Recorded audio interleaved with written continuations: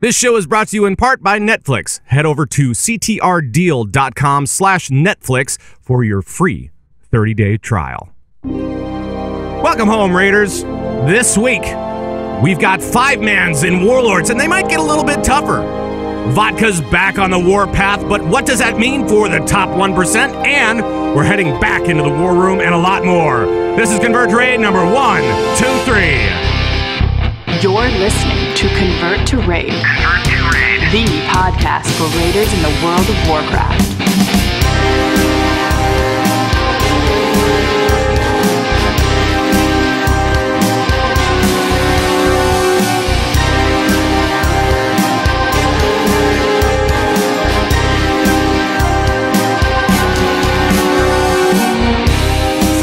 The Convert to Raid Command Center in Minneapolis, Minnesota. Today is December 15th, 2013, and it is now, 11:17 a.m. Central Standard Time. Thank you so much for joining us from all around World of Warcraft land, and hello, my name is Pat Krane. I'm your host of the show. I'm also called Zug around Airy Peak, US, and yes, still raiding. Still doing it. 2.5 years, still raid. Actually, it's been a lot longer than that, but 2.5 years of the show, still raiding. Go figure. And the players are here. I'm gonna go to beautiful Beantown, and it's not who you think. He does play a priest, however. He's a priest. It's Derevka. Hi, Derevka. Hello. How you doing, buddy? I'm doing well. I think I kind of want a Lunchable for lunch. if you guys don't see the pre-show, you gotta come for the pre-show. You gotta do it. Nice to see you, buddy. Thank you, sir. Nice to have you along. And we should also go out to Hollyweird, California, to our Raging Mage. No, the Funky Monk. That's right. It's Koltrane. Hello. The following fortune cookie is rated NC-17, not appropriate for children. So, Pops, hit fast forward. Fortune cookies say... Oh, boy. A Tauren who takes care of himself is called Beef Stroganoff. Huh? He's Beef Stroganoff. Huh? You know, I think that's my favorite ever. Yeah, in like a horrible sort of manner. Somebody did actually send me a boo button this week. They sent me a boo sounder. I have not installed it because I was thinking, you know, I have hope for this week. I have hope. I don't like to boo people. That was amazing. The chat room is exploding right now with 1,000,000 out of 100 bongos. And that was sent in by Ashanka. Yeah. From Airy Peak, it's Ashanka. I know, Ash. I met Ash at BlizzCon. Yes. Ash, man. Yes. Come on. We appreciate you. We appreciate you submitting to the show, of course. But that's brilliant. But I don't. Derevka said that was brilliant is really the right way to go. But you know, that's right. It's your favorite. It's Derevka's favorite. The only one I'm going to totally throw it in. It was like 4 weeks ago. It was the Bob Marley one. Yeah. He said he's going to be a dreadlock. I thought he was going to be Weeby Shaman. That's way better. Oh, see, I like Weeby Shaman. I bow to you, Weeby Shaman. I like that one. Weeby Shaman. It's awesome. Weeby Shaman. Shaman. We should make it a segment and sing it, Weeby Shaman. That's right. There we go. That's awesome. That's good. All right. Well, let's maybe see what's been going on this week in WoW. And Koltrane, maybe I'll start with you. What's been happening with you this week, buddy? Well, old Koltrane is here to spread the good news and love about monks in the World of Warcraft. Yes. I have 2 monk podcasts that all of you should tune into, that you should really, really sit down and have a listen. Okay. For the hardcore player, really hardcore stuff. They have interviews with Rignaros. They talk about high-end stuff. A lot of Windwalker talk. It's called Monkcraft Podcast. Great show, all about monks, headed up by Gulvan, Gulvan. And another one that's more, it's like the Swiss Army knife of monk podcasts. They cover Windwalker, Brewmaster, Mistweaver, They do hardcore stuff. They do more casual stuff. They do everything. It's called Monk Meditation, led by Chai Tea. Oh, yeah. Yeah. I know. So that's a great show. And actually, I kind of helped them out with some of the sounders, too, at the beginning of the show. Yeah. But they are amazing. And so they're both really great monk podcasts that all of you should check out. Cool. For all you monks out there. Very cool. Anyway, that's all. So now we've seen you drift away from your mage. Have you played your mage at all lately, or is it just all monk stuff? Well, mages, I love you. I bleed blue, right? I bleed the color of mages, but I'm thinking in the next expansion, my new main will be my monk named Wakfu. There it is. Oh, damn it. Hold on. It's you too had low. so much it's time. Too low. I know I did. I mean, I really gave you a lot of setup there. I'm just going to play it. Yay.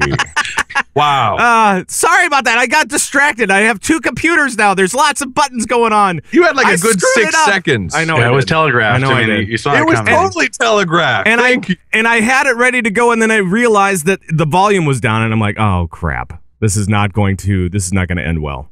Yeah, no, and it didn't.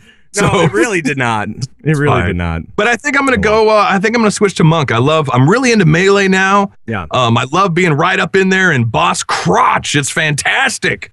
And I don't know. I enjoy the play style. It's fast. It's quick. It's a really fun class. So hopefully in Warlords, maybe we get a little bit more utility. That'd be kind of sweet. And if we don't, then we can always blame Celestalon. Oh, yes, we can. Blame Celestalon, Celestalon. Blame Celestalon, Celestalon. So we could definitely do that. Right. We can definitely do that. When I hear that, all I can imagine, you remember the game Lemmings? Yes, Lemmings. But Lemmings and little celestial dragons just doing like blame, like kind of just going like along in a line. That's all I can see in my head. That's awesome. That's cool. Jumping off the cliff. That's right. So Derevka, what have you been up to lately? What's going on with Something Wicked? So you're Something Wicked. What server is it again? We're on Whisperwind. We've been spending the week bashing our face up against Heroic Garage, as well as I have a holiday party for work boss. Oh, right. Yes, that one. So it's an interesting fight. I personally, as a healer, am tired of it already, which is bad. Really? It's just one of those fights where basically there's a couple of different strats you can do it, and one of the ways that we're doing it is, desecrated weapon? Yeah, we're just going to stand in it. Whoa. Yeah. So it's just like divine aegis, all the things. And right. Right. So you have two disc priests, both of which are at 500k HPS, and then there's the resto druid down at like 150. So it's like, oh. Well, okay. Let's get something straight here. Okay.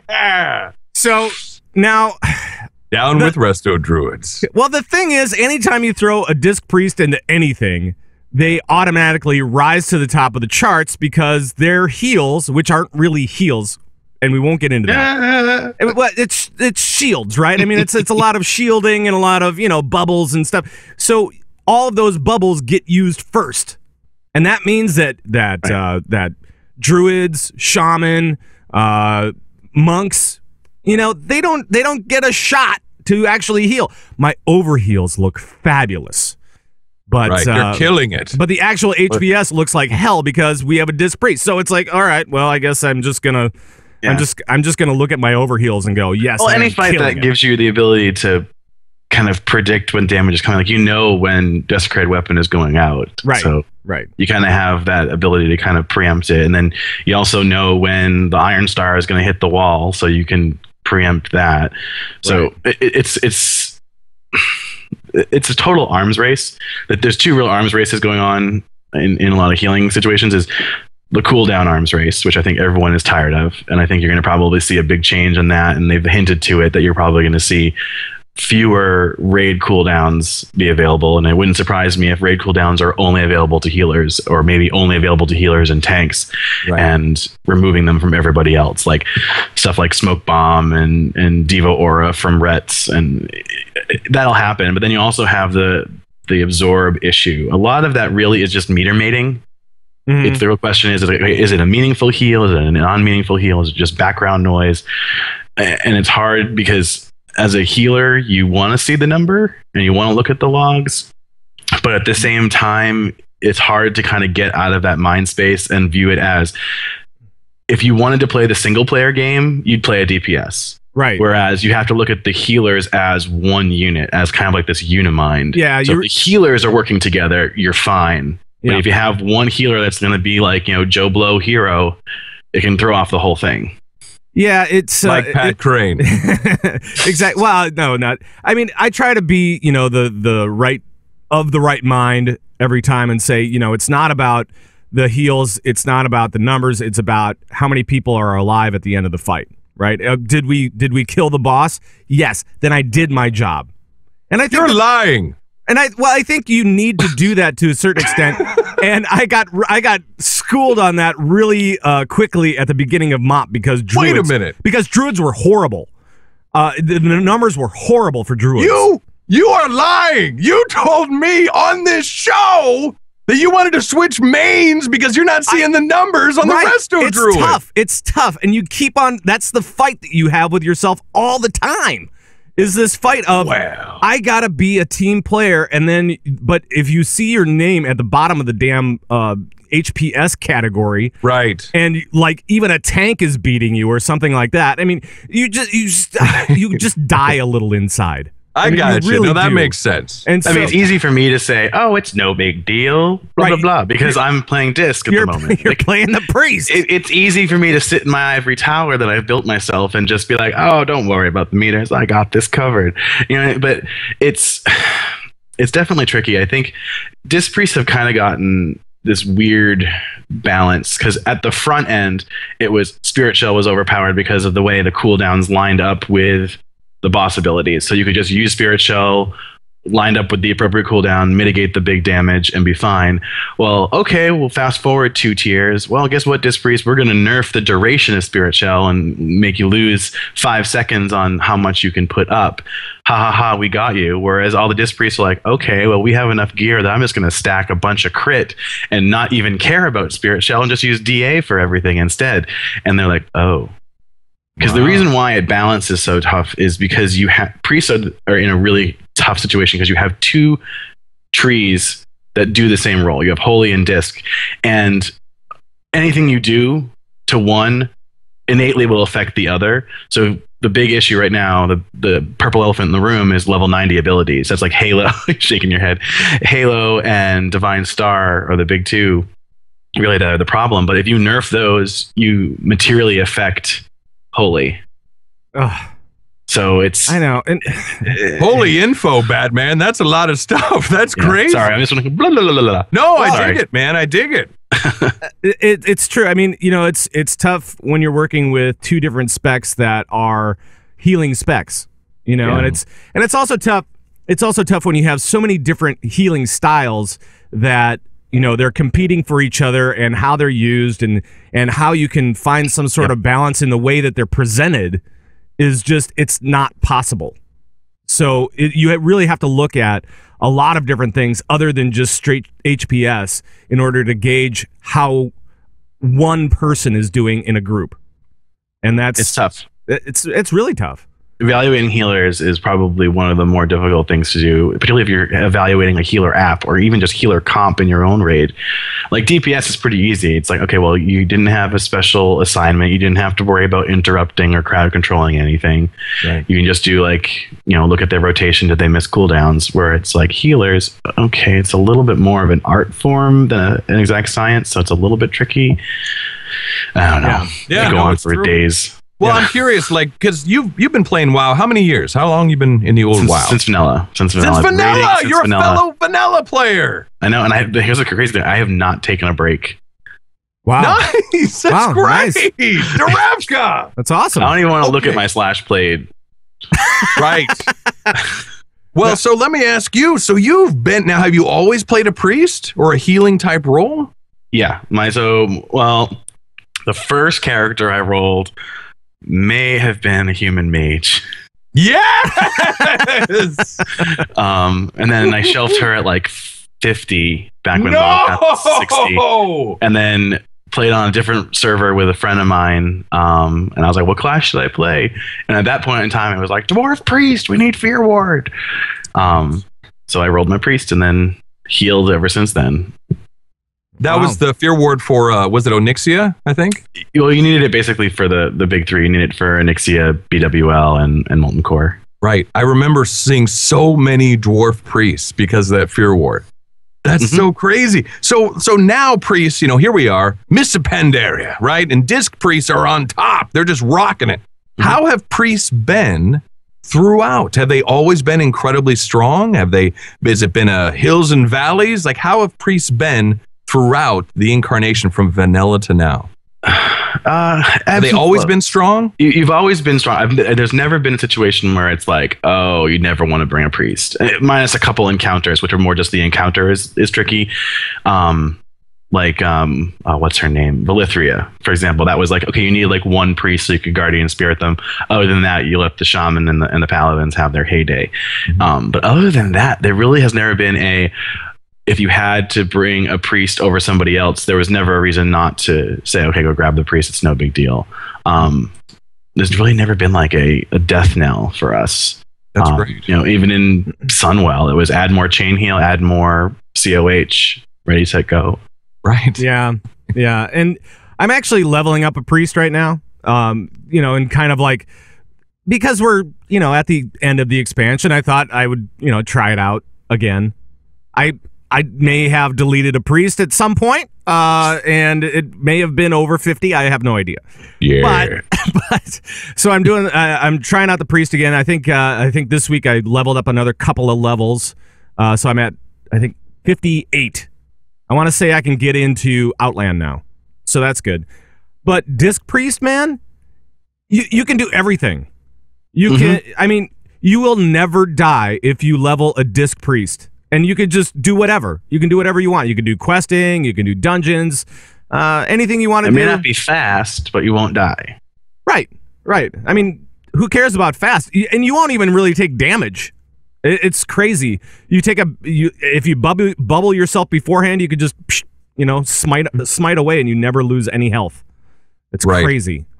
I don't like it. I don't like it, Koltrane. Well, I know you don't like it. I've got kind of a broad, real quick healing question for Derevka, because you're doing hardcore, you're on Heroic Garage, right? You've been doing this high-end rating. You've played a priest since vanilla. My question is overall healing in World of Warcraft. My question is this: is it old school or is it still working? Meaning, there's new MMOs coming out, right? We got like WildStar, and they're doing more like action-based, positioning type heals. You're not clicking on the little names in the bars and you're healing in that way. Guild Wars 2, they kind of got rid of the Trinity thing. And I think EQ Next might be doing something like that. Is WoW's way of healing, is that still fun and engaging? Is it old school? Does it need to be changed? Does it need to be updated? Or is this little kind of mini game what attracts you to World of Warcraft? Well, I mean, you're really kind of asking, is Whack-A-Mole still a fun game to play? Right. Yes, exactly. And I think the answer of that is frankly no. You have certain abilities that allow you to kind of play a different minigame and kind of work in that way. Like, think of it back. Let's go back to BC. I think it's probably a better example of it. You had downranking and the 5-second rule. For those of you who aren't familiar with that, basically, I'll ignore the 5-second rule. It's basically just a mana game. But downranking, you had multiple ranks of spells. Each rank cost a different mana amount, but also healed for a different amount. So it allowed you to have a certain rank of greater heal that you could just chain cast and your regen would outpace it and you'd still be fine. So you had to figure out, okay, this person has taken this much damage, therefore this rank of this spell would be the most appropriate one to use. And that was kind of that mini game there, and it really wasn't that exciting. Fast forward, it really wasn't. But fast forward to now. I totally agree with you. It totally was not. Like rank 4 healing touch, that was the druid one. Once you could get to spamming rank 4 healing touch, you knew you were fine. It was boring as hell. Yeah. Right. You just did whatever anybody else told you to, and then you're like, all right, fine, whatever. Yeah, just chain on this person and you're good to go. But now a lot of the healers have their own kind of like pseudo mini game. Like you have Mistweavers, who their whole game is how many different renewing mists can I keep up on my group while chaining, my brew up and uplifting on it. Okay, yeah, it's fine. I can figure out if I can get 12 or 13 or 14 rems out on my raid or not. And then disc is a lot of it is which person in which group, because prayer healing is limited, is going to give me the most DAs on that particular target. One thing that I will say that I liked from my pally in Kata that they gave to priests was the frontal cone heal. So Light of Dawn used to be in front of the paladin, which you had to kind of make a very specific decision on which direction you were facing and which people you were going to be able to hit with Light of Dawn. Now they basically gave it to priests and gave it to them via Divine Star. So at least now I know my position, and when I'm casting Divine Star, even Halo to a certain point, it's just a matter of distance from the target. It's like, okay, which is my way of doing it? And even Divine Star, it actually yo-yos back to you. So I'll cast it, and then I'll actually start strafing to try to hit a different group of people if I can, if we're not in a specific group right in front of us. So there's little games like that, and they've kind of tweaked it. I will say that through a number of conversations with some of the folks I had at BlizzCon, that they are looking to try to kind of freshen up the healing game. Because right now, as I said before, it's just a big old arms race. You have Resto Shaman who basically go, okay, well, if you can't stand in my healing rain, I'm going to be womp, womp, womp. Really unhappy with a lot of it.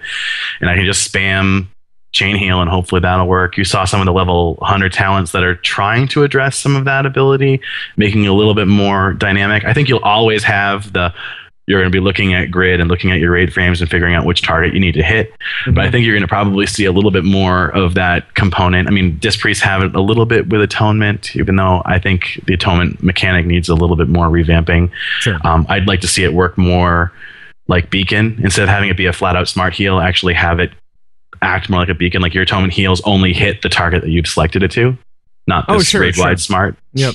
Like tie it to Grace. It only hits targets hit with Grace. Yeah, I think smart heals have kind of overtaken everything, and it's not necessarily the best thing for all of these different classes to have that. I think that there are certain ones. I mean, like Resto Druids have always kind of had, wild growth and things of that nature, where it's a smarter heal, or at least it's going out to several different members of the raid, and it's nice to have something like that. But I think it got a little bit too into that. I mean, now we're kind of going down the hole of individual healers for dungeons versus healing for raids, right? And Blizzard really tried to make it so that everybody could do anything that they wanted to, and I don't know if that was necessarily the best thing in the world. So I don't know. I wonder, would you be interested, Derevka, in seeing a more positional, action-based type of heal? Oh, yeah. Healing that's system. part of the reason why I love Divine Star, is because I have to be aware of not only where I am standing in a group of people, which can be difficult with the amount of, a lack of a better word, visual noise that can exist in a raid, all the spells going off, but also where my targets are and how far away from me they are. I think that's the reason why I loved old Light of Dawn and why I love Divine Star so much, is that I need to be aware of where stuff is going to be and where it's going to go. And they had a I can't remember what it was, but it was something in Dragon Soul that was positional, right? So I mean, where you do like a frontal cone thing. I think it was either a weapon or as part of a tier set or something along those lines, where you would be able to directionally heal better. I think it was a trinket, now that I'm thinking about it, where you actually had to think about how you were positioned. Totally blanking. And so, if you're on Ultraxian, you want to make sure that you're kind of toward the back of the group so that you could pump out as many heals as possible. Was that that thing that would blind you? Like Mega Code had it, that trinket. Well, that was Light of Dawn when they had the old Dark Moon card. Okay. That paladin move was like a flashbang. That was so horrible for a lot of people. I mean, trying to do it during Grand Vizier, you're trying to dodge the orbs, and then they're like blind, and you get hit by like 4 of them. It's like a camera flash going off in your face, like an inch from your eye. It's like the best. No, but it was something where they had that in Kata, and that kind of felt cool for me. The It was Jagger, mace. right? Mace. Yeah, it was the mace that came off of Deathwing, Right. the one that looked like the little like. It had the little jaw on it, Yeah. and blah blah blah. Yeah. So yes, as soon as you got that, everybody was like, "All right, now I get to stand at the back of the group for Ultraxian." Yep. But it was kind of cool. It was kind of like a neat little thing, and since then, for druids, there hasn't been anything really like that. I mean, now the biggest thing that druids have is mushroom, right? So you have the mushroom with the efflorescence, and you go, Yep. all right, where's melee? Okay, there they are. I'm gonna just set that and forget about it until melee moves again, and then we'll Right. figure it out. But it's not kind of an interesting thing though, that I think WoW hasn't been around for too long. These systems that they incorporated back from the beginning are, I mean, can WoW change to a more action-based healing system at this point? I almost think no. Well, you know what I mean? They've got to keep these old systems that they've had for the last 9 years, right? Right. Well, part of the thing is that they're also going to be taking a look at button bloat, right? So, I mean, they're going to be taking a look at button bloat as we move into Warlords. They're going to be taking a look at what really moves a class and a spec, and what are those spells that those classes and specs need versus the ones that they just threw in there because they were like, oh, well, we have a new expansion. We have to have new abilities. You know, and I think that they're really taking a look. It sounded like at BlizzCon that they were really going to take a hard look at some of these spells for every single class and every single spec and figure out exactly how to change that for the better so that everybody can kind of, you know, have something special going on. And I think that we might be able to see some really good changes with that. Yeah. I mean, I'd rather be staring at my character than staring at hotbars of all these different buttons. You know what I mean? Yeah. No, I got it. I got it. Other than that, so that was a in-depth conversation for the top of the show. What are you doing? Wasn't it? How was your week? Wow, How was your week, what are we- Derevka? What are we doing? Oh yeah, and the Asparagus Initiative is now has 2 heroics under its belt. Hey, So- congrats! So You're so Yay. Applause! yay. So there. Yeah. So we did that. And that was fun. That was a good. Did you time. get down to Mercius? We got down to Mercius. We Hey, did. all right. We did. We got down to Mercius, and we skipped the Fallen Protectors for some reason, and we went to what's the next one? Next one is Narushan? Narushan, and got him down.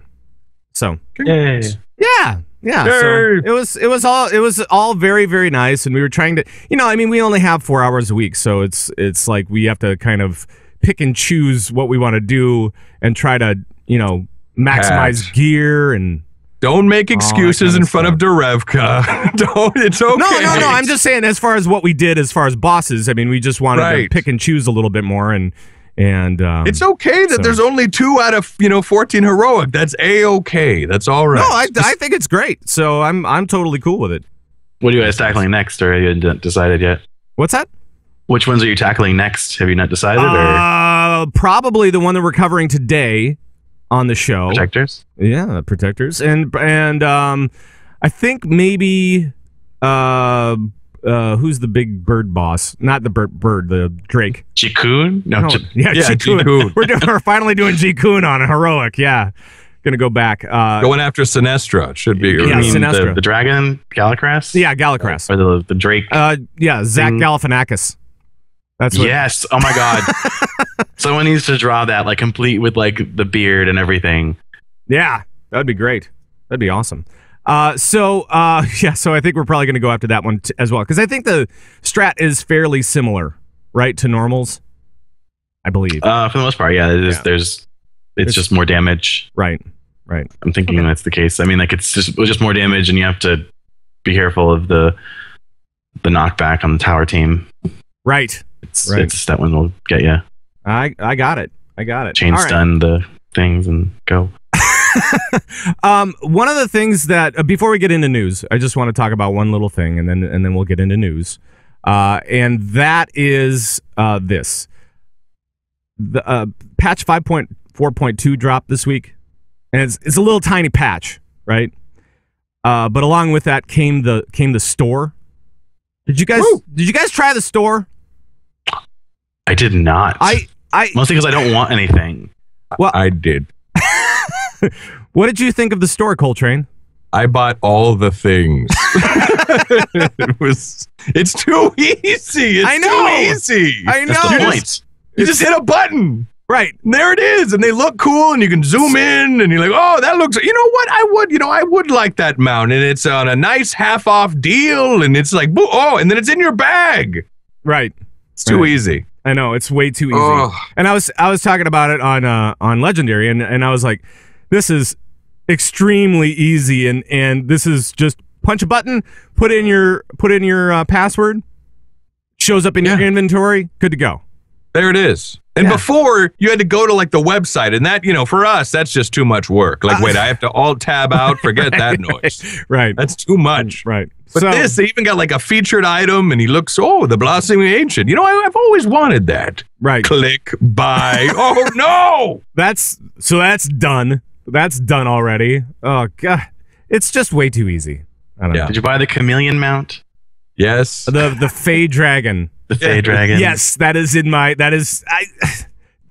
I have a certain problem with certain mounts. Not all of them, just certain ones. Like the bat mount that's on sale right now. What is it? The blood armor, blah blah blah. Yeah, whatever. The bat mount. Yeah, we all know what you're talking about. So I played bat mount. So before Convert to Raid, before the guild was around, I was playing Horde as a troll druid.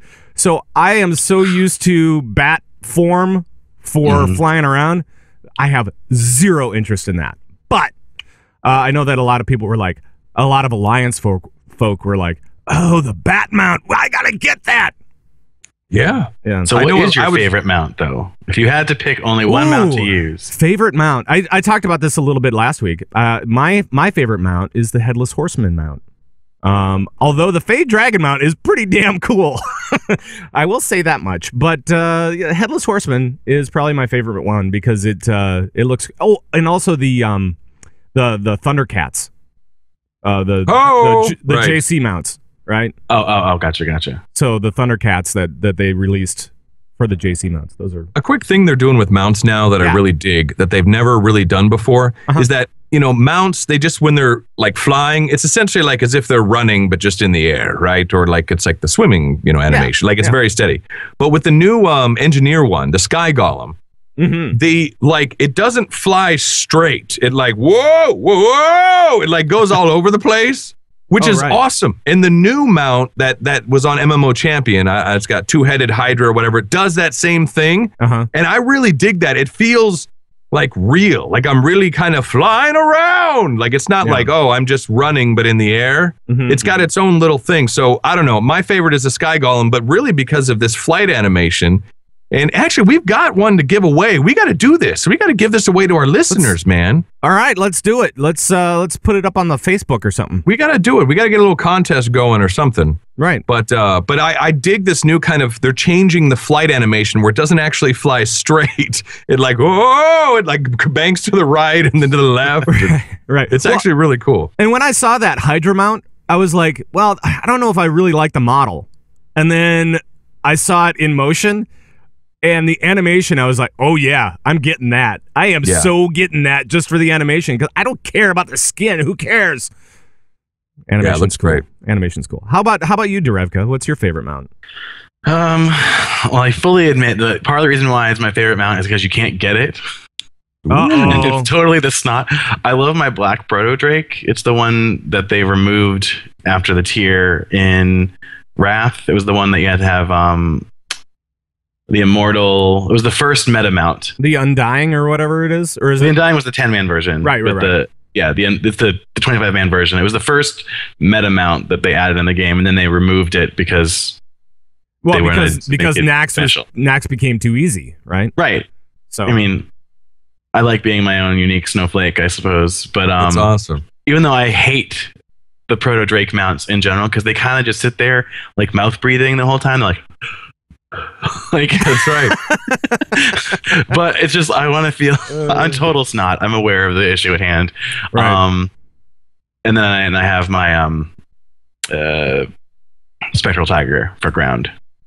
What? That one. I love my Spectral Tiger. You have the Spectral Tiger mount? Swift Spectral Tiger. Yeah. What? Are you serious? Yeah, it's my favorite. Oh my God, how'd you get that?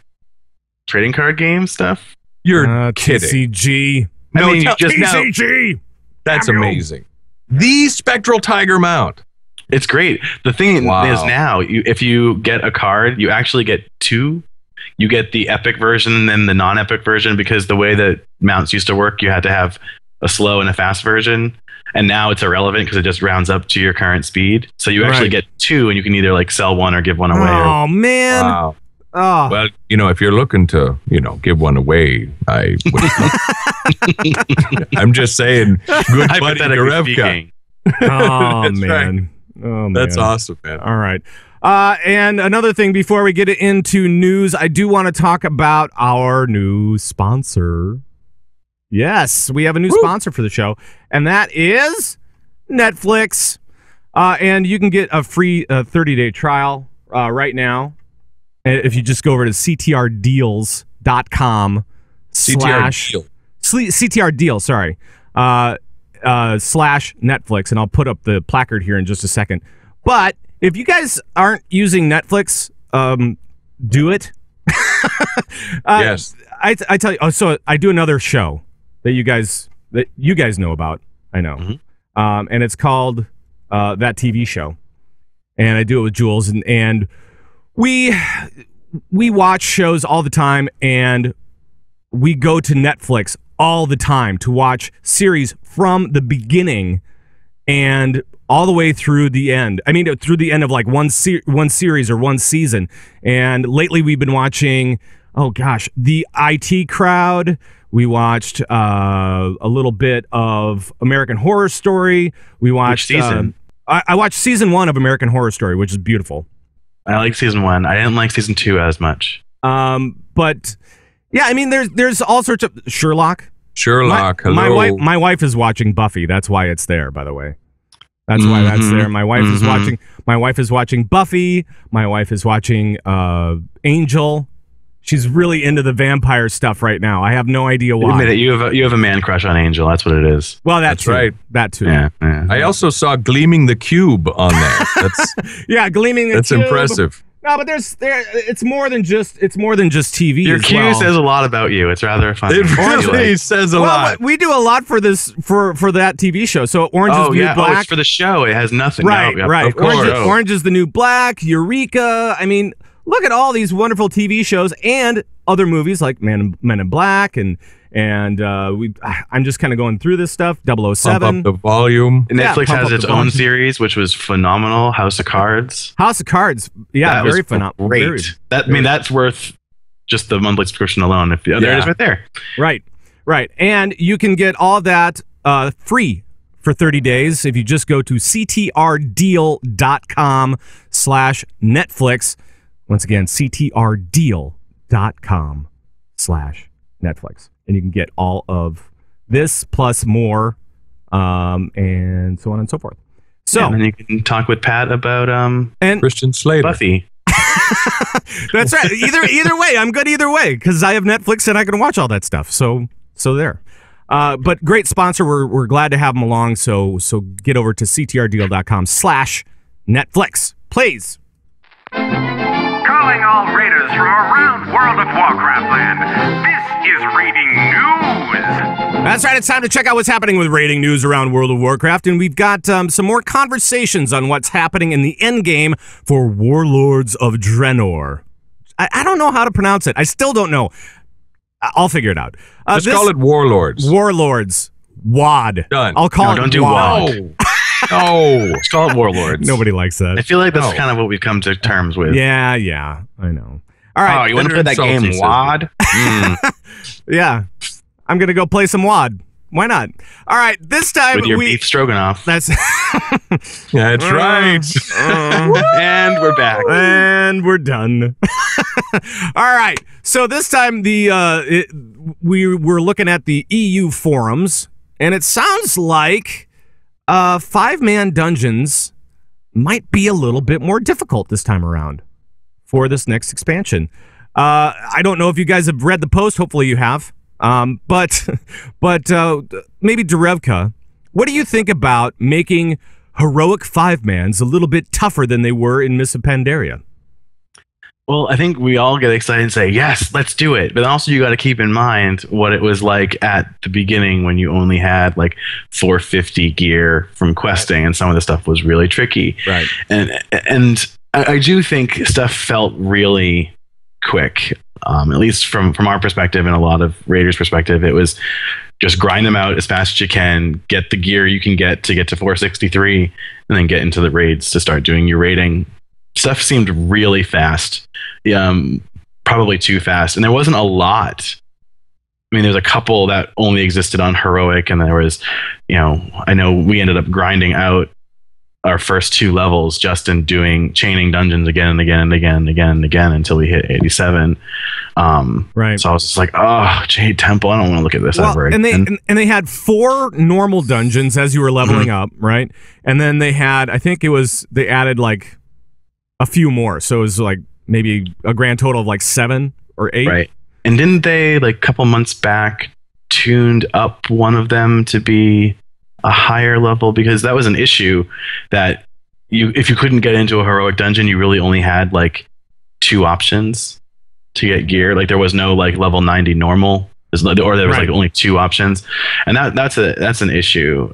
Seeing stuff kind of scale up and be a little bit more difficult, I think will be really welcome. I don't think we want to go back to the days of kind of Burning Crusade heroics, where those were 45-minute to an hour and a half endeavors for one dungeon at least, or Kata like Grim Batol. Yeah.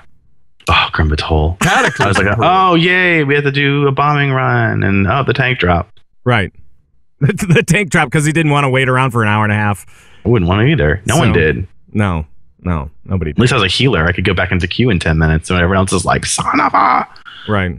Yes. Actually, that's funny that you say son of a, because son of a is actually one of my character names. Son of a. Nice. Nice. Just for that reason. I mean, then someone in chat made a good point. Then you had those interim 5-mans that they added, like the Lich King late ads and then the troll ads. Those also ended up being really slow at the front, and then it was just this. You jump into LFD and no one has dialogue, and you just get in, you get out, you get your VP, you get your lack of. Oh, I'm gonna be a complete elitist. Your welfare epic, and it just felt wrong. It just felt wrong, and I said this in pre-show with you, is that you get that same feeling from scenarios today. Scenarios basically, you get in, you get out, you get your VP, and you walk away. It's a fast VP grind. Right. I don't think I know any of the stories from any of the scenarios. Maybe that's not true. But you really don't care. Like, okay, this is the one where I have to go throw beer at people, and this is the one where I have to go prevent the monkeys from coming to the beach. Okay, but that's kind of it. Like you don't really care. You're not engaged to it. I felt more engaged in the solo scenarios from the legendary quest line, but I feel that the group scenarios, at least normal, were kind of just a throwaway. It was just like, okay, here's your free VP, move on. So I don't know. I was really disappointed. So you don't like either. What you're saying is you basically you don't like the 5-mans and you don't like scenarios whatsoever. I don't like scenarios, even heroic, because they just feel like a VP grind. Okay. Like it's just like you're just literally like Tuesday. Like we'll jump on and there'll be 2 or 3 heroic scenario groups going, and they'll do like 4 or 5 of them, and you get your you cap VP quick, and that's the end of it. Like you just plow through them, and it's just like a meh. I think the dungeons were just tuned too low. I'm looking forward to seeing them being a little bit more of a actual time commitment, but the problem is that you need that risk reward component, and I think right now they feel like a throwaway. I think if they can tune them up a little bit, be a little bit more than like this 10-minute run through. I mean, right now I run in and I tank them on my priest. Like if I need 50 VP, I'll go in on a heroic dungeon and I'll just start pulling stuff and just penancing stuff and just call it a day, because I mean I outgear it at this point, right? But it's just there should never be a situation where a clothy can run in and just pull a group and be fine. It should never have gotten that way. And I think if they can get the tuning right for Warlords, not WAD, thank you. I think we'll be in a much better place. I really think if they do what they say they're going to do in that post, I think that we'll end up in a much better place than we are today. Yes. Colt, what's your take on scenarios in 5-mans, just kind of in general, and what do you like about them or not like about them, I guess? Well, here's the deal, Lucille. Yeah. I think you're all forgetting something very clear. Like, for one thing, these dungeons, what you just said, Derevka, is very bad. You're right. A clothy should not be able to run through and tank every dungeon. I completely agree. But they cannot tune these dungeons to you at the end of an expansion where you're completely heroically geared, right? It's impossible. Here's the thing. Like, I understand everybody wants more difficult dungeons, and it sounds great. And the chat room's like, oh my gosh, thank goodness, finally, some more difficulty with these dungeons. Like, I'm really looking forward to that. The only issue is you're doing this with 4 other strangers. And strangers sometimes don't CC, sometimes, break CC, sometimes attack the wrong mob. And sometimes don't speak your native language. Yes. Let's be real, that's a legitimate concern. Absolutely. Absolutely right. So, and you've also got that anonymous factor where somebody can just behave however they want to behave, and what should be 30 to 40 minute dungeon can turn into an hour or 2. And that's a little rough for a DPS that has to wait 45 minutes. They finally get in. And let's say that dungeon is known to be one of the harder ones. We've all been there where we zone in and then the tank drops because they're like, oh, I don't want to deal with this, because you know that it's going to be a wipe fest. So people just drop because it's going to be a wipe fest. You know what I mean? So there's something that, like, to be said about that I think all of us look at dungeons now that we're geared to the teeth and we've got all this high level stuff. And you're right, we're just blowing through this stuff and we're saying, we want more difficult dungeons, but you're not remembering back in the day, and Derevka brought that up when you're at 450 gear level and, it's a lot more of a challenge. But if maybe, here's an idea, if heroic dungeons did not use Dungeon Finder, meaning you had to queue with a group, then I think that's great, because then you could be with your buddies, then you're on Mumble and chat, then they can be tuned harder. So it's kind of like challenge modes. It's like challenge modes. Yeah, basically what you're saying. Yeah. Yeah, like I'm wondering if maybe that's a better thing to bring that difficulty back, because I'm telling you, man, when you have to do heroics to get gear so you can be geared up for the raids and you've got all these strangers in there, that can be incredibly frustrating. And I know to some of you, me saying this is like, oh, that's so casual, Koltrane, that's so casual. And I get that, but you got to remember yourself when you would finally queue in and then the tank drops. Oh, it's this one. This is going to be a wipe fest. Tank drops and the healer drops and you wait another 40 minutes and it's been 2 hours and you have yet to even run something that is probably going to take 2 hours to run. Yeah.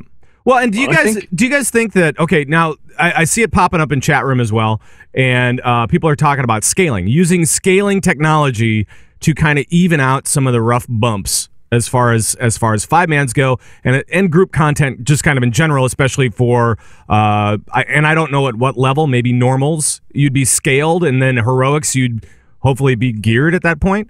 Cap it. Yeah, like that might be better. Like even if I go in at 575, it's gonna, and I go into a heroic dungeon, it's going to cap me at 520. Right. Or something. Or even if you go in at 520, it will bring you up to 575 and say, you know what, you're 90 or you're level 100, so you should be able to go into normals, but we're going to give you a minimum number that you can be, and maybe a max number. I don't know, whatever it is. Or maybe it's just one number, and say, we're going to put your eye level at this number and you should be able to clear it just fine.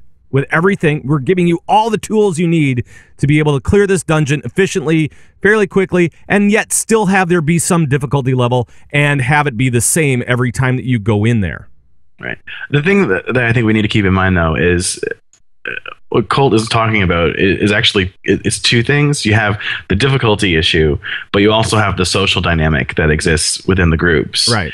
And while they do kind of play together, they are very separate. Like, the difficulty of a dungeon doesn't necessarily mean that there isn't an innate problem with how groups are formed. Like, if the tank drops, like right now, you drop group, the penalty is de minimis. Oh, I dropped group, I'm gonna switch to a different alt. I'll be back when the debuff drops off. Right. Like they should either make the debuff longer or not let it expire when you log, or whatever the case may be. But there's two issues, and I think if you really think about it, ignoring the group creation problems with people dropping or people griefing you by just intentionally pulling groups and trying to wipe you, I think that if putting those completely aside, the question is at 450 gear, at quest level gear going in, was it really all that difficult of a dungeon? And I don't think a lot of them were. And then that may just be me being a little bit more of like I'm used to playing with people that I know with, and very rarely do I go into LFD, so I'm a little bit, again, ivory tower. But I do think that there is room for scaled improvement, or perhaps, I don't know, have heroics, have like these 3 heroics are like ultra heroic, or I don't know. Ultra heroics. Mythic. They're mythic. Right. They're mythic heroics. Yeah. Well, Shadow is saying things like, and it's true, that they're encouraging grouping. You're going to be able, in Warlords of Draenor, get more valor if you group with your buddies. You know what I mean? Or guildies. And if you pug in a 5-man, and hey, turns out everybody's CCing, everyone's having a good time, this is a great group, and you re-queue as a group, you're now considered buddies, and now you're going to get more VP. So that's a good thing, and that's kind of helping, us get through maybe these harder heroics. But I'm just saying that, like, I'm trying to be a realist. Like, we have this fantasy of, we'll get in these super hard heroics and we'll discuss it with the tank and we'll all talk and everything will be wonderful. And like you said, this social thing, it'll be great. But realistically, does that really happen? No. Right. We wipe on the first trash pull. Everyone starts yelling at the other person, well, screw you and screw you. And then someone drops and then you wait forever for another tank or a healer. Right. And then you try it again, So I don't know. I think it would be cool if normals were scaled somehow. I think that would be I think that might help. At least the people that are more it would help the people that are more casual. Bring them up to a certain level and say, okay, we're giving you everything you need to be able to complete this. Nobody should be able to say that you don't have enough gear. And then the more expert players, those guys will actually be challenged at these normal mode dungeons because their eye level will be, pushed down so that you meet at a specific level, and it's consistent challenge every single time. So then you can't just face roll it. I think that would be kind of cool for normal modes. For heroics, I think you enter into a different category perhaps, and maybe there's something else that you need to do for that. Yeah, but you gotta be careful not to usurp the purpose of CMs. I mean, challenge modes are there for a reason. Right. And those are really designed.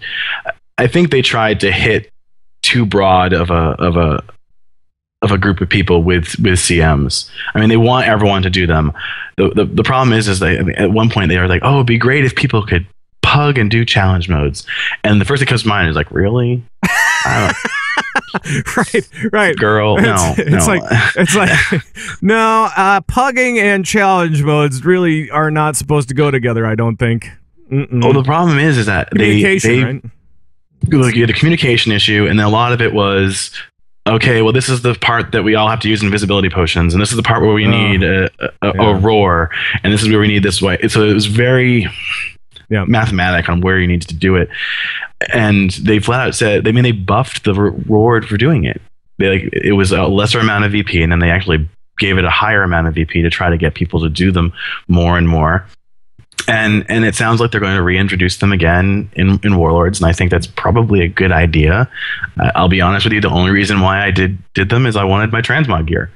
I wanted my transmog gear, and I wanted the checkbox for the mount, and that was it. And I was like, okay, I'm done. Yeah. And I think there are people in Guild, it's not my thing, that they are all about getting the Realm First time record so they can have the little mini title. And it's nice to see your guild with X number of the Realm First ranks, which are, that's some people's game. They enjoy playing that. It's not mine, but it's an interesting way to approach it. I do think that there is place to maybe potentially make challenge modes a bit better. The problem, again, is once you make it a power play, if you make it if you do X number of challenge modes, you get something that gives you power, but there's only so much VP you can give it before it's just like, well, is it the most efficient use of my time? Well, then people will just do it for efficiency's sake. And I don't know, there's room to improve it, but I don't think they got as much out of the CM system that they could have. Well, and they even touched on it with what's the little single player trial thing? Proving Grounds. Yeah. Well, and the problem that I had with challenge modes was that there was transmog gear, and that was supposed to be the big draw, right? When you play a druid, you just don't give a rip. It's fine. It's like you're like, okay, fine. I'm a chicken. I'm a tree. I can't see anything anyway, so it doesn't matter. I'm a bear. Fun story about the challenge mode gear. Yeah. The priest challenge mode gear. I don't know if it was like this in the Horde little capital city, but if you I don't know what patch it was, but before the second tier patch, there's that little balcony that has all the challenge mode gear on display. Yep. The priest little, mannequin actually had priest tier gear on it, which is that weird kind of like Pope hat one. Remember that one? What? Yes. What? That was the original challenge mode gear for priests. And then they replaced it with that weird kind of shoulder crown that it is currently. So if you can find an old screenshot, I might actually have one saved somewhere. If I do, I'll share it on Twitter. But the priest first tier for this expansion, that was supposed to be the challenge mode gear, and they switched it to what it is currently today. Huh. Well, there you go. That's the end. Which is, I've been pissed if that was because I hated that tier gear. I would have been mad if that was the challenge mode gear. I've been like, oh, that's lame. I don't want it. Right. So what do you think is needed for challenge modes to kind of reinvigorate the challenge modes? Then, I mean, if you're talking about there's room for improvement, but where do you think it mostly needs to be improved on the rewards, or is it on the play? Well, the thing that's interesting, I don't think the problem is it becomes this. I don't think there should be this whole like, okay, you need an invis pot here, or really favoring specific group comp, or they may need to like suppress certain abilities. Like the fact that you can skip packs of groups via either an invisibility potion and then having the rogues use their little shroud, that really favors specific group comps, and that makes it a little funky. It just doesn't make sense. Like, why should that be? And don't get me wrong, like I'm for like world first and whatnot, fine, it makes sense. But for certain golds, like you pretty much everyone needed a sprint and everyone needed an invisibility potion for this to work on the timing. And I don't know if that's really what it should have been. I think having it be more about execution of the fight and figuring out which packs you need to pull and which packs you don't, which mobs you should CC and which ones you shouldn't. I think that's probably a more gameplay driven decision versus, okay, we can just skip this pack with an invisibility potion, and then we're going to chain it straight into Shroud of Concealment. Right. Exactly. We do. It's funny because Torrage, Warrior Torrage, like this amazing player, and he's been on, I think, like OQ or something like that. And he has a tough time getting challenge mode groups because, like, well, no one really wants a warrior. They would rather have like a rogue, like you said, because of Shroud and, that kind of thing. It's kind of tough to get in. Even though he's this gold, amazing player, especially in challenge modes, he's having a tough time getting groups because on paper, it's better if you go with this type of group. Yeah. So I completely agree with you, Derevka. That's an issue that exists in challenge modes. Right. So yeah, I mean, it kind of does. One of the big debates that I have always, and I'm going to go back to five mans a little bit. Okay. Five mans and scenarios. So there's always been kind of like this thing, this fight between five mans and scenarios, which deserves more play, I guess. And especially in Mists of Pandaria, with no new dungeons dropping, this was kind of a recurring thing, right? So because there were no new dungeons in Mists of Pandaria as we went through the expansion, people were like, oh no, what are we going to do? And they kept on introducing scenarios, which was okay, but, like I play a healer. I like new dungeons. I like new dungeons all the time because of the Trinity, at least. And then that way I can practice my craft, right? The chosen spec. And I can say, oh, no, I'm a healer, so I get to do this. You play a disc priest, so you have no idea what I'm talking about. I can go in and damage things.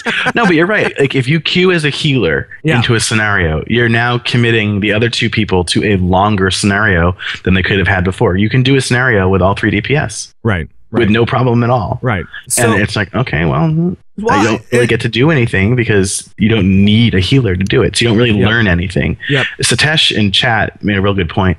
The intention of 5-mans is for people to learn their class at max level. You learn it through normal, and then you add a slightly more difficult mechanic by going again through it through heroic. Like think of what the old normal heroic dungeons were. They all either had an additional boss or additional mechanic or something that you had to handle on top of the normal, like ratcheting up the difficulty just a little bit. Now that doesn't really exist. You just kind of go in and, oh look, I killed the boss. Like the only real one that comes to mind that has a mechanic you need to worry about is the one where you have to meditate and get rid of your corruption with Terran Zoo, and then the one where you have to kill the right spinning girly lady. Right. That was so eloquently said. I think that's in the dungeon journal, actually. Yes. Spinning girly lady. Yes. Mm-hmm. No, but I mean, I kind of hope that with the introduction of harder 5-mans, that we'll actually see maybe some more 5-mans as well. Throughout the expansion. And I think that they kind of talked about that at BlizzCon a little bit, where they said, you know what, we hear you. We understand that you guys want, maybe some more dungeons as we go through, because I mean, you're talking about a year or more with, the same setup, right? With the same 5-mans that are available. So hopefully we'll see some more stuff. Some varied stuff, and especially for guys that play a support role like a tank or a healer, give you a chance to go in there and be challenged with some new content every once in a while. That would be great. I kind of, and this is why I didn't like scenarios throughout Miss of Pandaria, was because they went, oh, you know what? We'll just do like a quick 15-minute scenario and you're good to go. I don't like my off specs. I didn't like them. I didn't like playing them. Yeah. I don't know. I think as much as I kind of mockingly referenced, the whole, welfare epics from 5-mans, they actually delivered a story, which was interesting. I mean, that whole one with the whole, there's only power. That one. Everyone knows that one. Yeah. Right? But you kind of know the story, and you learn kind of about the whole cult and what's going on in Stormwind, and you kind of understood it.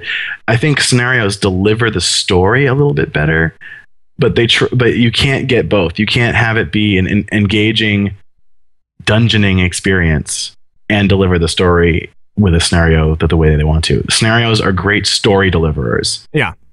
But I think from a gameplay perspective, they fell far short than what adding a slightly higher tiered or eye level requirement 5-man did. Yep. I mean, those eventually become, welfare epic grinds, right? I mean, everyone, okay, yay, new alt that reached max level. I'm gonna get them the minimum eye level and then just run these again until I get all the epics I need to go jump into LFR. Okay, fine. Right. I don't know. Yeah, man. All right, maybe we should move it along. And let's talk about something that could affect the top races for rating. This is exciting. This is kind of exciting. Vodka, the guild that formerly merged with Exodus before disbanding, will be back for Warlords of Draenor or Draenor. Either way. Yes. I'm gonna do a big applause. Big applause. I'm gonna do a big applause here. Woo! I'm excited for this. They announced this about a week and a half ago, but they're going to be repping the US and the Alliance in Mythic rating. So, first, Derevka, I mean, what do you think about this as far as them coming back? Do you know why they disbanded it in the first place? I know. So, I had a bunch of people that I was friendly with. There was just a lot of clash that happened, and then certain people leaving and certain people taking breaks, and it just kind of was at that point. It came to a point of attrition without kind of getting into talking out of school. But there was some stuff that happened, and whatever. Right. I think it's first and foremost, just to get it out there. I think it's great that people who were raiding at that level are coming back. I mean, there are some folks that are coming back to do this. I think they will have a little bit of a challenge ahead of them just revitalizing the brand is one thing, right? But actually getting an appropriate, not the crew, but like a crew together that can do it is a different beast altogether. Yeah. I think it's a little presumptuous to be like, oh, yep, we're going to be in the top 3 again. Here we go. 1, 2, 3. It's like, no, slow down. Calm your jets a little bit. And so they had this interview on Mana Flask, and so in this interview they said, we're going to do this thing, but we're going to do it our way because we want to be a little bit more casual. So we're not going to do alt rating. We're going to just say, hey, you know what? We're going to do 1 raid a week. We're not going to run all these different alts. And I think with the changes in Warlords of Draenor, that this is actually going to be possible. This is actually going to be a thing where you won't have to worry about as much anyway. You won't have to worry about making stacking. sure that, you have to class stack and stuff like that because they're trying to make these encounters so that you have to bring every class, right? So I think that this is going to be a pretty good thing for a lot of heroic raiders anyway. So, Colt, what's your take on this whole story here? I'm jazzed, baby. I'm jazzed, man. I dig it. It's vodka. You know what I mean? They've been a name that's been around for years, and we all know vodka. And they merged with Exodus, and they disbanded, and Right. I think we're all dancing around. But I think what it was is that they were trying so hard to be one of the top guilds out there that they just kind of sacrificed themselves maybe a little bit more than they wanted to, and as soon as they got to that level, and I think they talked about it in the Mana Flask interview, as soon as they got there with Exodus, a lot of them just went, I'm not really having a lot of fun. So, I mean, and merges are tough. Right. I think merges are very tough. It's not just you have 2 groups of people that raid at the same level, but now you have culture clash. Yes. I mean, I work in a corporate environment, and we had a merger several years ago because I'm old, so 2004. And we still see stuff that happens from like, oh, well, that's not the way we do it anymore because that's the way it is. And then you have leadership issues, and are the leaders all going to get along? And sometimes it can be all, sunshine and rainbows and everyone gets along and it's a big kumbaya moment. But 9 times out of 10, you're going to have people that just aren't going to mesh, and people who are used to leading and making calls aren't going to be doing that anymore, and they need to learn, fall in line type of a situation, right? Because generally speaking, very rarely are in the corporate world, mergers don't happen. You call them mergers for a PR reason. It's an acquisition. Let's be real. Right. So, and someone is the winner, and you're going to see culture clash, and that's what happens. And I think a lot of these heroic 10-mans are going to have to deal with that in the same way that Vodka and Exodus did. And I think, we'll probably see several that work well. Right.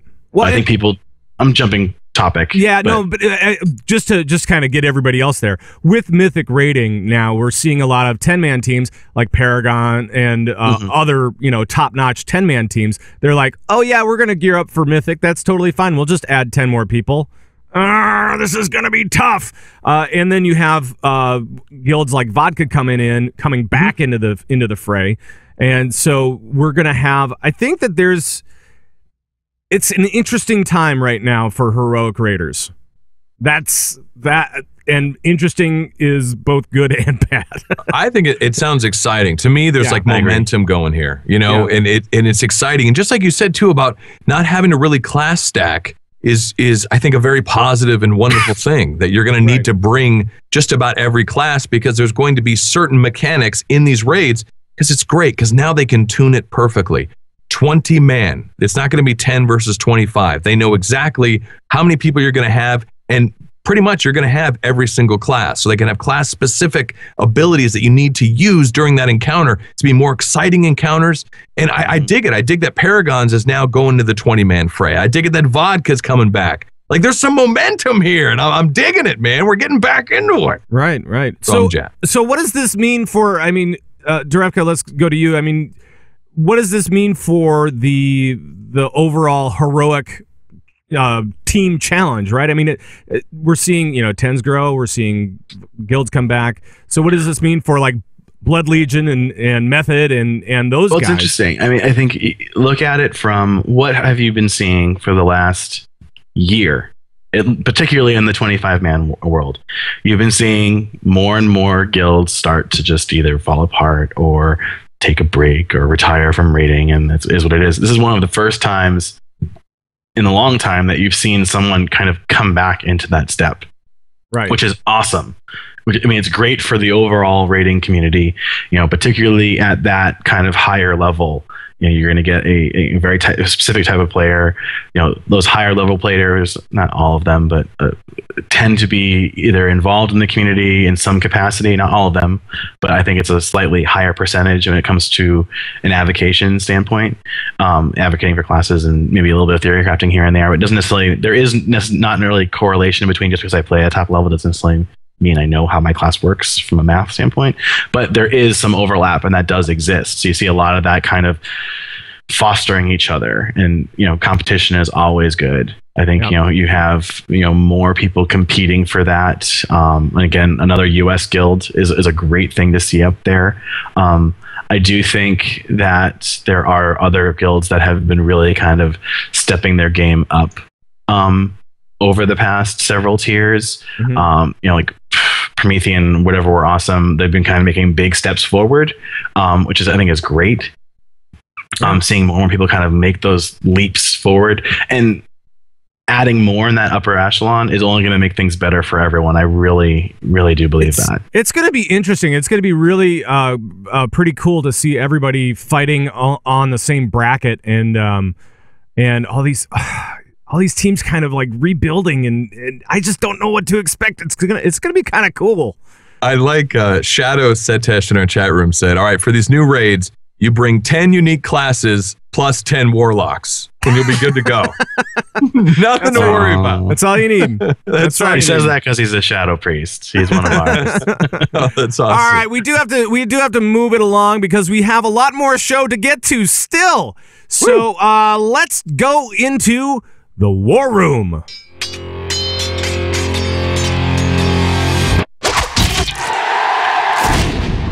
The War Room. All right, it's time for the War Room, where we take a look into the raids of Mists of Pandaria and give you the 411 on things you'll need to know for some of the upcoming fights. For the full strat and discussion, of course, you can join myself and Darius over at Convert to Raid 2, that's TOO, on iTunes, and it's also on convertraid.com, all that kind of stuff. It's like Teen Wolf 2. Yes. TOO. Yeah. Just like it, complete with basketball. Look who's talking to. Right.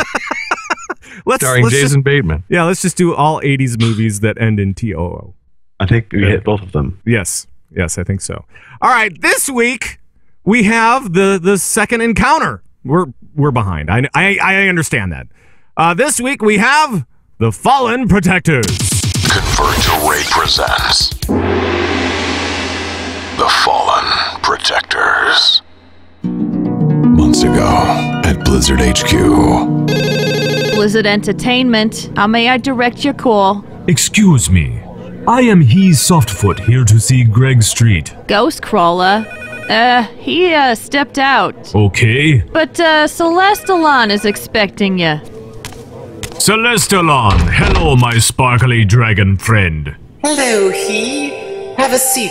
I have some news for you. News? Yes. We're going to be making some changes to the Veil. Little improvements for the next raid. Okay. We're blowing you up. What? We're blowing you up. Everyone was really getting sick of all those dailies and... Sick? Of my dailies? Yes, I know. We really thought more dailies would be better.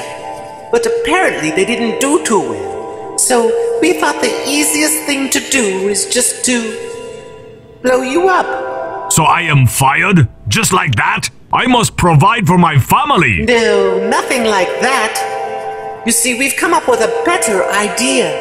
If you're willing to play along, take a listen to this. When Garrosh revive the heart of Yashar. The Golden Lotus and Shadowpan Guardians of the Veil of Eternal Blossoms were caught in the epicenter of the devastating blast that scarred the Veil and was torn apart by the dark energies. Their spirits linger in the place they once protected, confused and tormented by their failure. What? No! Celestalon! Yes! The Fallen Protectors! Celestalon! Celestalon! Yeah! Oh, man. So that's our look at the... That's the only reason why we have the Fallen Protectors, by the way. So does that make Jules like a trash mob before the boss? Yes. How may I direct your call? Our thanks to Jules Scott for helping us out with the voice of the Blizzard person. Yes. So thank you for that. Yeah. So that's the only reason that we have the Fallen Protectors is because there were too many dailies. That's it. That's it. That's confirmed. That's the Celestalon confirmed. That's the only thing. Yeah, exactly. Celestalon. Blame. I'm not going to play it, though. I've already played it. Yeah. All right. Now, normally, at this point, we would have Darius do a 30-second strat. This week, I'm going to throw Derevka under the bus. Woo! And we're going to do 30 seconds. Are you ready for this, buddy? 30 seconds. 30-second strat. But there's 3 bosses. Do I get 30 seconds for each of them? No. 30 seconds for all of them. You get 10 seconds apiece. Are you ready for this? This might be a little bit of a nightmare for you. I don't know. That's 3 different people. Yeah. Well, let's do the 30-second strat. We'll put you on the old burner here, and we'll see what happens. Are you ready? Okay, I think so. All right, here we go in 3, 2, 1. Okay, so you have 3 members of the Golden Lotus, yay dailies. You have Rook, he, and Sun. Rook is a brewmaster, so he kind of throws kegs and slows you down, and he has a cleave as well. He has a poison that he throws, as well as a garrote dot that is not dispellable on people. Sun has a dispellable dot, which is Shadow Word Bane. It jumps people, so you want to dispel it when they have 3 stacks, massive spell, go, go, go, as well as a Mind Seer and a massive AoE. You burn them down in thirds of their health, so 66, 33, and 0. Every third, they do Desperate Measures. When you think of it, it's more of like an ultimate ability, which basically negates... Sorry. Didn't quite make it. We were getting there, though. You were doing great, man. Oh, that was the New England fast talker for me. That's basically where it goes down to. I think that was impressive. I think you were probably about 5 or 10 seconds just shy. Well, I needed to basically be like, Rook, he, Sun, in that order. 33, 33, 33, 33, 33, kill. Right. Done. Right. So that's the basic strat for the Fallen Protectors. Of course, you can always get those over on CTR2. TOO. Teen Wolf 2. You did great, man. I'm impressed. That was good. And you know what? Big applause for you. Yes. We'll just do that. That was nicely done. All right. So let's talk a little bit about this encounter. And let's maybe take it from a healer perspective first. Derevka, from when we're talking about normals, what are the big things that healers have to be aware of during this fight? Smite.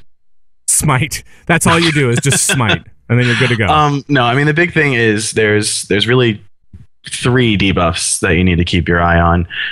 One is the Garrote, which is a non-dispellable dot that the rogue or the Windwalker version of the monk kind of puts on them. It'll just do damage over time. It's non-dispellable. It only gets removed when Desperate Measures occurs. Yep. So that's kind of the big key there. There's also Shadow Word Bane, which starts with 3 stacks.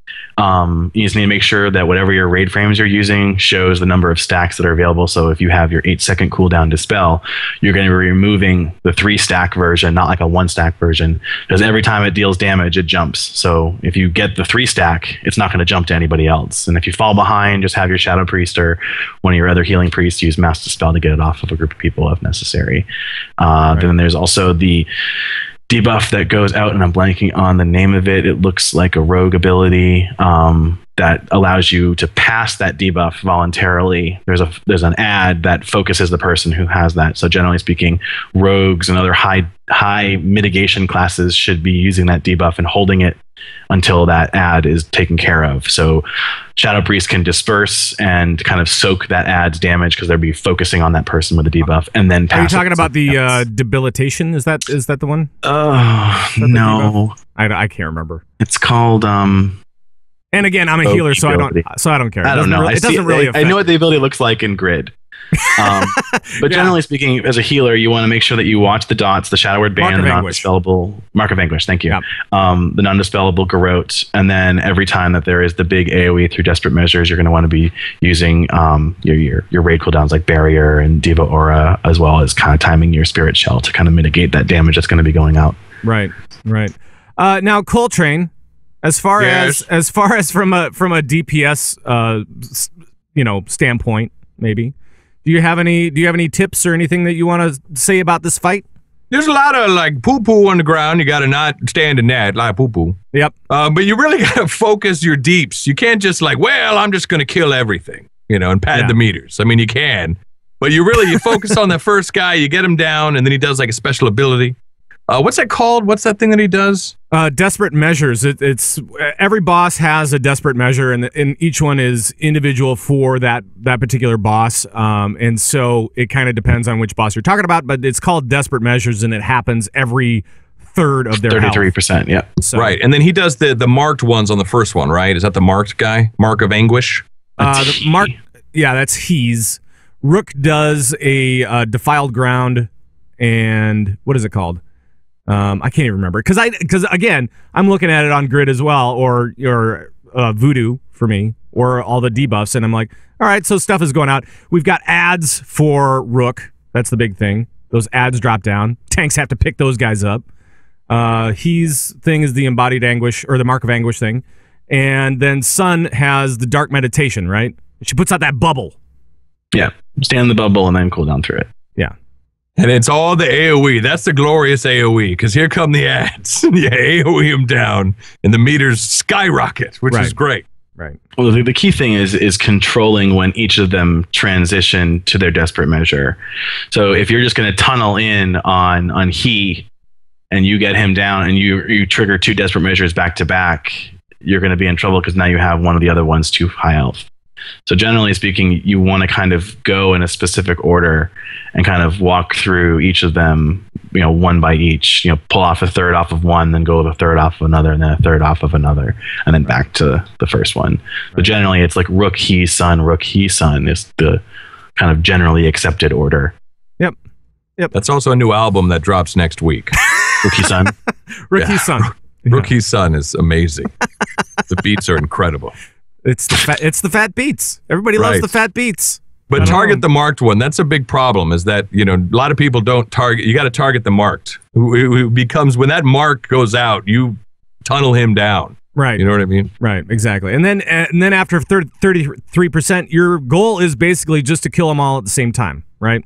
So right, because they will cast a heal on them if you get them too low. Right. So after you get down to 33%, I think you can bring them all down to like 10 or 15%. Bloodlust, that's perfect time, and then kill them all. Yep. At the same time. At the same time. Fate all the things. That's right. So it's not that bad of a fight. I mean, tanks. Just so you guys know, we don't have a tank on this show right now. But you got to face Rook away from other raid members, and for you have to face him away when he casts Gouge. So those are kind of the big things, and then pick up the ads and do the normal thing. And the big thing that gets really tricky is the snare from the keg toss, which I think is it maybe a heroic only that it gets faster and faster how fast he throws it. Yep. That is for heroic. It's a regular thing on normals, but on heroic. Oh, it's a set cast time. Okay. Yeah. So speaking of heroics, what are some of the other changes? We have that keg toss being thrown out faster and faster. I mean, basically, the heroic it forces you to do them, and it's not just like do the same person over and over again to kind of clear it. But the keg toss is probably the most dangerous, because if you let him get his speed up too quick, you're just going to get one shot by it, because it hits very, very, very hard. So if you get hit by a Garrote and you have a Garrote on you and you get hit by keg toss, that's fine. Garrote is non-dispellable, so that just eventually becomes a overwhelming dot on the entire raid that just is a mana sink. So you have to clear that through triggering he's Desperate Measure to trigger that as well. But the projectiles, Rook's projectiles, so when he throws stuff, is faster. And then there's his debilitation debuff that he puts on people, which increases the damage they take. Right.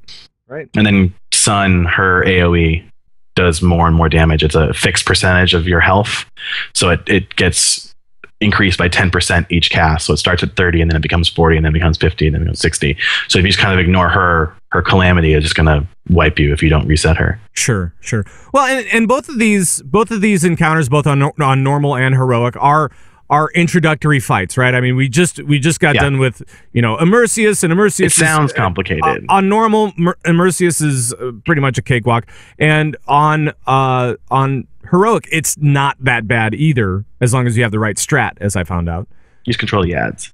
So, but now we're into the second one, and it's really not that tough if you're moving into heroics. This is one of the first ones that you will be tackling as you go through your heroic rating, right? Mm-hmm. So the big one for us on this, when we were learning this, or at least from a healing perspective, I can't speak to the DPS, was making sure that you were controlling Shadow Word Bane and dispelling that off of the group, because that just became a mana sink. And then while you could heal through it for a little while, it became just a giant mana sink. And as you got towards the end, you got into trouble. And then making sure people were aware of where their feet were and not having the keg toss happen. But more importantly, ranged can't be too close to the melee group, because if I'm in range, because melee are not eligible for the keg toss. Right. And if I'm a ranged person and I'm kind of like really close, like if I'm a warlock and I want to do my little immolate ability and I decide to stand in melee range to do it, and then I'm an eligible target and I get targeted for the keg toss, I now may just have taken out the entire melee group because they're not expecting to have to dodge that. Woo! Right. Yeah. So melee, you luck out. You lucky guys. So yeah. So watch out for all that stuff. Anything else that we can really say? I mean, it's not all that complicated, even though it seems kind of chaotic at times. Right. It's not that much more difficult than the normal. If you've already conquered normal, right, then the heroic version only has a couple little bit more tweaks. Generally speaking, it's just more damage. None of the individual abilities should wipe your raid. So long as you're executing the normal strategy properly, you should be fine. For the heroic version, right? Awesome. Any other comments on this fight? I mean, the full strat is over on Convert to Raid 2, and you can check it out over there. Colt, any final thoughts on this fight? Well, I think what we try to do on Convert to Raid versus Convert to Raid 2 is just give like an overall general thing. You know what I mean? Yeah. The real specific stuff is on Convert to Raid 2 because, there's a lot of people listening right now that have beaten the Fallen Protectors 30, 40, 50, 60 times. Yeah. So, we're a little bit behind. Right. So we are. I mean, this is boss 2 of 14. So yeah. Right. I mean, there's a lot more abilities. There's that Mind Seer ability, then there's the Sorrow ability, and there's interrupting. Oh god, what's the spell you have to interrupt? Anguish? No, Anguish. Mark Anguish is the other one. Either way, there's a couple things. Gloom. There's a couple other things you have to make sure that you execute well, and I think that's where Convert to Raid 2 kind of fills that into more of like, hey, here's each of the individual abilities where we're trying to do it in 30 seconds and 5 minutes. Right. Yeah. Right. So yeah, it's a strat that we talk about for like 10, 15 minutes over there, or maybe even a little bit longer on some of the more complex fights. So if you really want that full discussion with Darius and myself, we talk about it over on Convert to Raid 2. So there. But I think for now, we're just going to move it into, let's maybe do one question and then we'll get the heck out of here. What do you say? Woo. All right. Here we go. We've got mail. We do. And if you have a question about anything for us about rating or anything else, just let us know. We'll try to answer it on the show. You can email us at converttoraid@gmail.com, or you can call our raid line 612-787-RAID, or you can join us during one of our live shows and try to flag us down. We'll see if we can get to it. And we have one. Koltrane, you want to read this one for us? This first one from Jason? Do you feel that Blizzard are making a conscious effort to bring back community? With the introduction of Cross Realms, Flex, etc., Or is this due to the falling number of subscribers, or both? So we're talking about community. All right. Derevka, what do you think about that? What's your opinion on this one?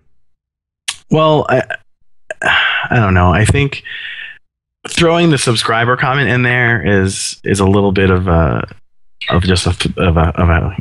herring here. It's just kind of like it's a subscriber thing. And no, it might have a slight thing, but I think people tend to blame subscription numbers for stuff that doesn't necessarily belong there. Right. I do think the community aspect with the cross realms for flex, the ability to do it day one in Warlords is obviously a key thing. They know people, have friends on other servers. I think that's a key thing. I mean, I actually for a while was doing a flex group with a bunch of folks from Twitter and a couple other guilds, and kind of just ran flex on Saturday afternoon with a couple of alts and just had fun with it. And I think they liked the fact that people kind of embraced that. They liked that whole community thing. I think the introduction of that community piece is also exceptionally important for what they are doing with raid sizes. I think, again, to kind of bring the whole 10 versus 20 and the 10-man guilds that now have to move up to 20 if they want to do that. I think people are freaking out too quickly and forgetting the fact that they don't have to go to 20 day one. And in reality, they probably shouldn't. They should just, slowly work their way up and get to it. I think, if you're a 10-man guild today and you've already been farming Garrosh Heroic, then get to your 20 as soon as you can, because you're going to be in that kind of upper level already. But I think for your average raider, getting to 14, 15, 16, 17, 18, 19, 20 slowly is more than acceptable, because you're not going to be jumping into Mythic day one that's available. Right. And you need to kind of make sure that you're making the guild additions that are going to work if you're going to be sustained in the long term. So the community piece is really key, and making sure that it's not just your community, the entire game, but the community that is your server, your guild, your friends list, your real ID list. Right. I mean, I have people on real ID that I have not played with in forever because they're now Horde. Well, I still want Right. That's because I'm Alliance and I'm just the minority at that point. But I think they've intentionally tried to bring back the whole play with your friends aspect. Yeah. And completely with that whole VP bonus. Yep. Playing with people again and again. Yep. Getting the VP bonus by getting people on your friends list. Yep. Or in your guild or whatever. Sure. So I think they've done a real good job with that. I think they've made it a point, and I think they're now addressing it with having very structured difficulties. Yep. Yeah, I think that all of that stuff has something to do with community stuff, for sure. Colt, what's your opinion on this, on the question that was asked, which was about being more conscious about community and stuff? Well, I mean, I think you can't really argue with a lot of the stuff Derevka said. No. You know what I mean? You can't. It makes perfect sense. I'm really excited about where they're going with Flex, and that it's cross-realm from day one, simply because I've been doing that now. You know what I mean? And be able to do raids from day one with this cross-realm thing, I think is amazing. Right. I mean, that's kind of what it's about. It's an MMO. You know what I mean? You play with your friends, you play with your buddies, you play with this, that. You can all do it. It's all very easy and accessible now. So. Yeah. Well, and one of the things too is that you're talking about it being accessible. Well, maybe that's part of the thing too, is that as the internet and technology has grown, and these social media sites especially that have grown over the last 9 years. Let's talk about that. So we have more accessibility because of those types of things, and maybe that's more of a driver than the number of subscribers. Right. So the tech is there so that people can actually get in touch with each other and actually be a part of a community outside of the game. And maybe they're trying to reflect that in the game. That's all very possible. I mean, there's people that I would enjoy playing with, but I wouldn't necessarily enjoy Mythic raiding with. I mean, I have friends that play the game. They play it very casually. I wouldn't necessarily say that they're the best players, but I enjoy them as a person. I enjoy them as a friend. I have fun kind of just, fooling around in 5-mans with them. Why wouldn't I have just as much fun doing a raid with them? Would I want to bring, would I want to bring my friend Tyler into a raid with me? No, not at all. Dave, yeah. Would I want to bring Dave in? No, Dave. I wouldn't. But running a weekend flex with a bunch of friends, sure, why not? You kind of just have fun. Maybe you have a few beverages and you kind of just have a good time and you laugh about it. Nobody drinks in raids. No. Nobody ever What? does that. No. Come on. Certainly not on this show. That's outrageous. That is. All right, I think that is going to have to do it for today as far as the questions go. We ran a little long with the top of the show, and Derevka, you are just way too quiet for this show. You have no opinions. I told you it's because I've had black caffeine today. You have no opinions, and you just never talk. Nope. Sorry, I'm just a shy wallflower. That's right. He's a priest. He's a priest. So we should probably get to some 5-star reviews. And Koltrane, can you handle these 5-star reviews for us, please? Oh, show. We have a 5-star review, and thank you so much from It's Stifler, Trek Hall, Virus Leak, dun dun dun, and Smoked Almond.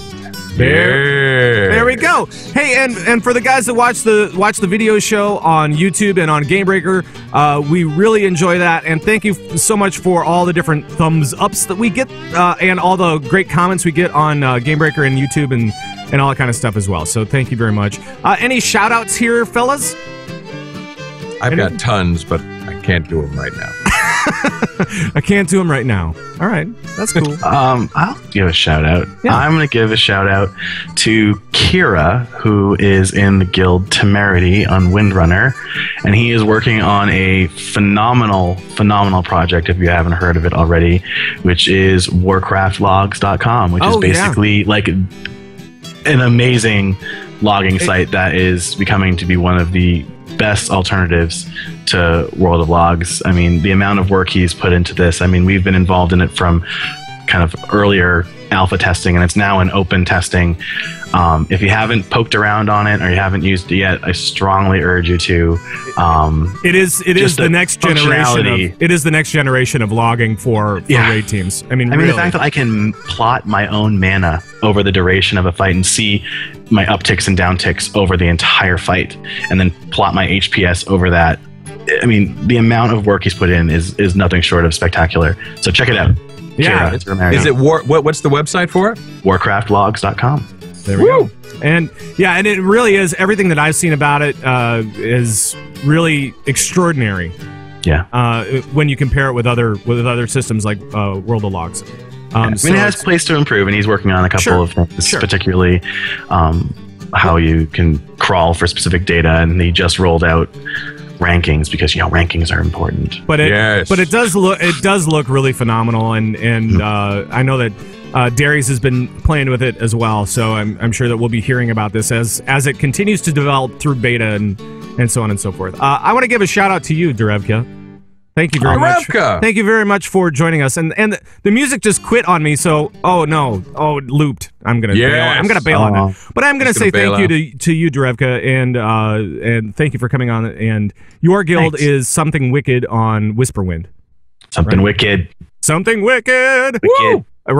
Right. And thank you guys. We cannot do the show without you guys. Thank you for all the things on YouTube, GameBreaker.tv, iTunes, all that kind of stuff. Thank you guys so much for the questions as well. And I'm gonna play this music right here. I didn't have to bail on the other music. So no, you didn't. You have to dance like Darius. I didn't bail. Want to. I didn't bail on it. Oh. I only did when it looped. All right. But you can always email us at converttoraid@gmail.com. You can call us and leave comments and questions on our raid line at 612-787-RAID. That's 612-787-7243. You can follow us on Twitter at converttoraid or individually. Isn't that right, Koltrane? That's right. You can follow Pat Krane at Pat Krane. You can follow Koltrane at _Koltrane. You can follow Darius at BoredMind. And Derevka, where can we follow you? You can follow me to... Wait... on Twitter. Where can we follow you? On Twitter. You can follow me at Derevka, Derevka. There we go. And by the way, if you're looking for the Blame Celestalon sounder, yes, you can actually download it from my SoundCloud account. I opened it up earlier this week. SoundCloud.com/Pat Krane, and it's available for download there. There needs to be like a blamecelestalon.com that auto plays it on loop. Oh God! Like 10 hours of Someone Blame make that happen. Celestalon. Now that I've said it, someone's gonna buy it. Somebody's gonna put a video on YouTube of 10 hours of that. I dig it. Oh, that's not gonna be good. With a Yule log, like a Yule log one. No. All right. Just blame. But you can always join the Bazooba Guabo Nation by heading over to converttoraid.com, where we have show downloads, we have forums, we have our videos, we have tons of links for raiders, and so much more. And it's all over at converttoraid.com. Our show is available on Stitcher, the BlackBerry Podcast Directory, and iTunes, among all sorts of other places. And that's going to do it for the show. Thank you so much for joining us. We really do appreciate it. We will see you on our next show next week at our regular time, Sunday, 9 a.m. Pacific for you guys, for Colt, 11 a.m. Central, and for all the guys that Convert to Raid. Derevka! Yes, Derevka. You were awesome, buddy. We'll see you later. Bye-bye, everybody. Bye-bye.